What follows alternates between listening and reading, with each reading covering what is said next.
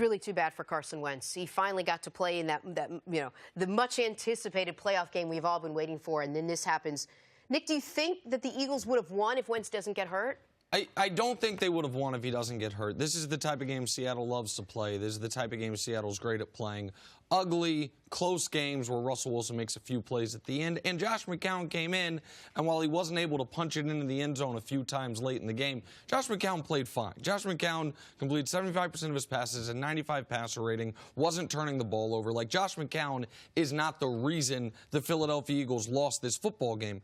With that said, there's a couple parts of this play that I want to address. One is the laughable idea that, oh, look, another example of Carson Wentz's inability to stay healthy. This is so different than any other type of injury. I can't prove this. I'm guessing Carson Wentz desperately wanted to go back in this football game. But the NFL rightfully has changed the rules over the last decade to protect players from themselves, and he clearly was diagnosed with a concussion. You see exactly how he got it, and you're not allowed to play anymore. It's the rest of that game. It's unfortunate for Eagles fans. It's very fortunate for Carson Wentz long-term health and viability, but this has nothing to do with the narrative of Wentz being injury-prone. No one can train their brain to not sustain a concussion. Now, on the hit that made it happen, I think that's a play that should have been flagged. I do not believe that's a dirty play by Jadeveon Clowney. I think Jadeveon Clowney's going after the quarterback who's running the football. He's trying to get him down on the ground. I don't think Clowney's a dirty player. I don't think that's a dirty play. There's a difference in my mind, Greg, between an illegal play and a dirty play. I don't think he was targeting Wentz's helmet. I think he's going down to deliver punishment to him, which is what defensive players do to quarterbacks, and he happened to hit him in the head. I think he might just as well have hit him in the back. Obviously, for all parties, it'd have been better if he hit him in the back, and Wentz would have been able to keep playing. But this was, I think, a missed penalty, and the NFL's trying to take the head out of football, and that should have been a flag. I do not think it was a dirty play, and I don't think, Greg, it's the reason why they lost. Well, for me, I agree with you. I think if Carson Wentz is healthy and he's on the field, you mentioned that Seattle likes to win games this way, and this is how they've won over the course of the season. Well, so have the Eagles. True. With Carson Wentz at the helm. For whatever reason, if they have an opportunity to win the game and they're close in close proximity, he does some special Carson Wentz mania type magic at the end of the game, and they're able to move on, as we saw the last 4 games of the season.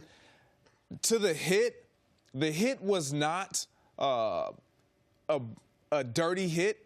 It should have been penalized. And anytime you get hit, and I've been concussed, when your head hits from the front, like, forget the back. A lot of times you see receivers or skill players or even quarterbacks get hit and their head pounds the back and it throttles. But when you get hit frontal and your head pounds in the front and someone's on top of you, it's so hard to bounce back from that. And when you go to the sideline, you can try to say all the right things. You mentioned it. He definitely probably wanted to play, but you just look disheveled. And you saw that shot of him sitting on the bench, blinking his eyes, trying to kind of compose himself. He did play 5 snaps after that, but he was clearly not the same. Listen, he got a concussion, and they have to remove him from the game. And I hate it for Eagles fans. It's not the quarterback, but a few years ago, the best player on the team I root for, Jamal Charles, in a playoff game against the Colts, he went down, just like you're talking about. His head bounced off the turf on the forehead first. And he desperately wanted to go back in the game. But they did concussion protocol. He had a concussion. You got to take the player out of the game. These are the rules. It's the right way to play the game. And I feel sick for Philly fans because it is a what if. I think Seattle wins anyway. I think Seattle's the better team. I think Seattle was the better team all year, and Seattle was the healthier team all year even prior to this. But you never know it. And you feel awful for Carson because he did check so many of those boxes. They had 4 consecutive must-win games. They won them all. He was excellent in that final quarter of the season. And this was the first chance for him to play in the playoffs, and he has it taken away from him. I just know a lot of people are going to be there's some doofuses that are going to be questioning Carson Wentz's toughness because of this. That's utter nonsense to me. But there are, I think, some right-minded people that are going to be attacking Jadeveon Clowney today for a dirty play. I just don't think that's a dirty play. I think it's an unfortunate play and an illegal play, but I don't think there was intent to injure. I don't even think there was intent to go for Carson's head. And unfortunately for Carson, it happened on the 4th snap of the game for him, so he missed essentially the whole game after that. On the other side of the ball, the Seahawks won. I don't know if they won the way you wanted them to win, but how dangerous are they now moving forward? I know it wasn't your game plan. I mean, if Brian Schottenheimer gets kidnapped, they're very dangerous. I mean, this is the story of Seattle. Thank you, Jenna.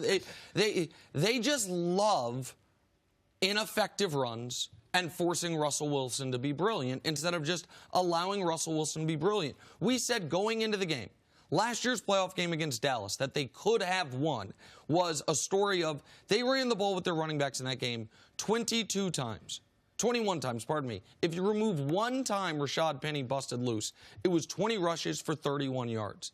They doubled down on that and were worse than that this week. They rushed the ball with their running backs. I mean, you can look at the numbers. It's jarring. 17 times for 19 yards.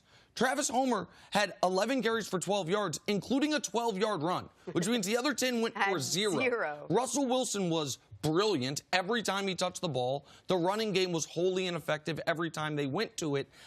So how dangerous are they? I think they could go to Green Bay and upset the Packers if they make it a Russell Wilson game. If they try to make it a Marshawn Lynch, Travis Homer game, then they are going to lose because they do not have the blocking or the running backs capable of winning that type of football game. You are spot on. Like, watching Seattle play is so frustrating because it's almost like watching LeBron and the Lakers play and LeBron and AD being eliminated from the offense, and they're clearly the best players on the court. Like, Russell Wilson is the reason you are here.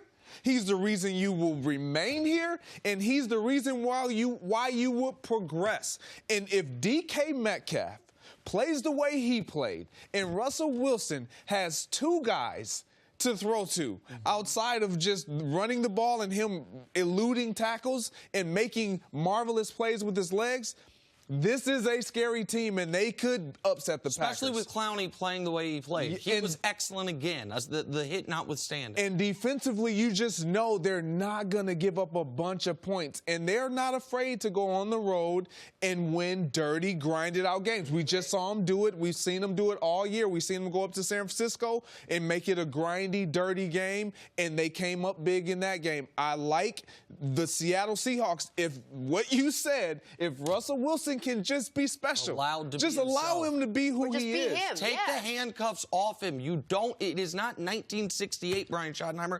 I know you learned from your dad, Marty Schottenheimer, that lost playoff games like this in Kansas City. You got to stop calling games like this. All right.